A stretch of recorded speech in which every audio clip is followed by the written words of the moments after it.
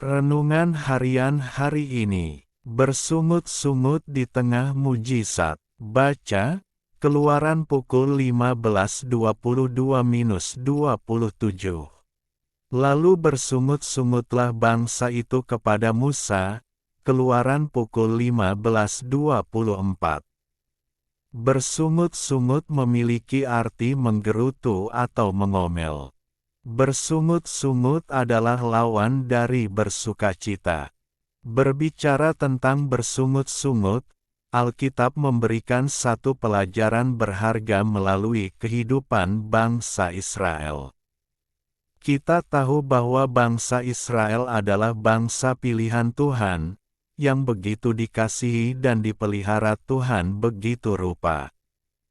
Tuhan membawa mereka keluar dari perbudakannya di Mesir, dan saat berada di padang gurun mereka senantiasa mengecap pertolongan Tuhan dan penyertaan-Nya secara luar biasa. Tuhan berjalan di depan mereka, pada siang hari dalam tiang awan untuk menuntun mereka di jalan, dan pada waktu malam dalam tiang api untuk menerangi mereka, sehingga mereka dapat berjalan siang dan malam.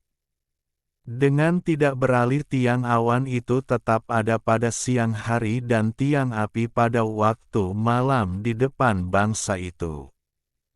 Keluaran pukul 13:21-22. Dengan tiang awan bangsa Israel terlindungi dari panas teriknya matahari di waktu siang, dan dengan tiang api mereka beroleh penerangan dan kehangatan di kala malam. Sekalipun bangsa Israel belum tahu persis jalan yang harus ditempuhnya, melalui daerah seperti apa, tidak tahu apa yang akan dihadapi, serta tantangan apa yang menghadang di depan, keberadaan tiang awan dan tiang api adalah petunjuk yang mengarahkan mereka kepada perjalanan yang dipenuhi dengan keajaiban. Begitu pula ketika menghadapi jalan buntu karena di depan ada laut teberau, dengan mata kepala sendiri mereka melihat bagaimana Tuhan melakukan perkara yang dahsyat yaitu membelah laut teberau, sehingga orang Israel berjalan dari tengah-tengah laut di tempat kering, sedang di kiri dan di kanan mereka air itu sebagai tembok bagi mereka. Keluaran pukul 14:22. Ketika orang Mesir lari menuju air laut, berbaliklah segala air itu, lalu menutupi kereta dan orang berkuda dari seluruh pasukan Fir'aun, yang telah menyusul orang Israel itu ke laut, seorang pun tidak ada yang tinggal dari mereka. Keluaran pukul 14:28. Pasukan Fir'aun pun binasa di laut teberau, sehingga bangsa Israel selamat dari kejaran Fir'aun dan bala tentaranya. Mengalami banyak mujizat Tuhan tidak serta-merta membuat bangsa Israel menghentikan kebiasaannya bersungut-sungut. Ilustrasi: pesawat yang terjebak badai. Seorang pria sedang berada dalam penerbangan malam yang sangat panjang. Di tengah perjalanan, pesawat itu terjebak dalam badai besar. Kilat menyambar-nyambar di luar jendela, dan turbulensi hebat membuat kabin pesawat berguncang dahsyat. Penumpang lain mulai panik, berpegangan pada kursi, dan berdoa dengan suara keras. Pria ini pun merasa sangat ketakutan. Ia menatap keluar jendela yang gelap pekat, hanya melihat petir yang sesekali menerangi awan hitam yang menyeramkan. Ia merasa seolah-olah pesawat itu akan jatuh setiap detik. Pikirannya dipenuhi oleh bayangan kematian dan kegagalan.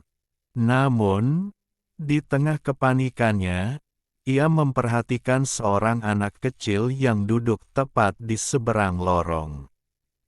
Anak itu sedang asyik bermain dengan mainan robotnya, sesekali tertawa pelan, seolah-olah guncangan hebat itu hanyalah permainan ayunan baginya. Tidak ada rasa takut sedikit pun di wajahnya. Karena penasaran sekaligus merasa malu dengan ketakutannya sendiri, pria itu bertanya kepada si anak saat guncangan sedikit mereda, "Nak, apa kau tidak takut? Pesawat ini berguncang sangat keras dan di luar sana ada badai besar." Anak itu menengadah, tersenyum lebar, lalu menunjuk ke arah kokpit pesawat. "Tidak, Om. Aku tidak takut karena ayahku adalah pilotnya. Aku tahu dia sangat hebat, dan dia pasti sedang melakukan segalanya untuk membawa kita pulang dengan selamat." Sering kali kita merasa hidup kita sedang diguncang oleh turbulensi yang hebat seperti masalah ekonomi, kesehatan, atau hubungan yang retak. Kita sering kali hanya fokus melihat keluar jendela, melihat betapa gelapnya badai dan betapa kuatnya kilat masalah yang mengancam kita. Akibatnya, kita menjadi panik dan kehilangan kedamaian.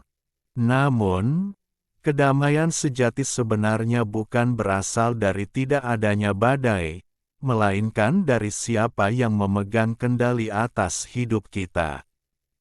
Anak kecil itu tenang bukan karena dia mengerti teknis penerbangan, tetapi karena dia tahu karakter ayahnya.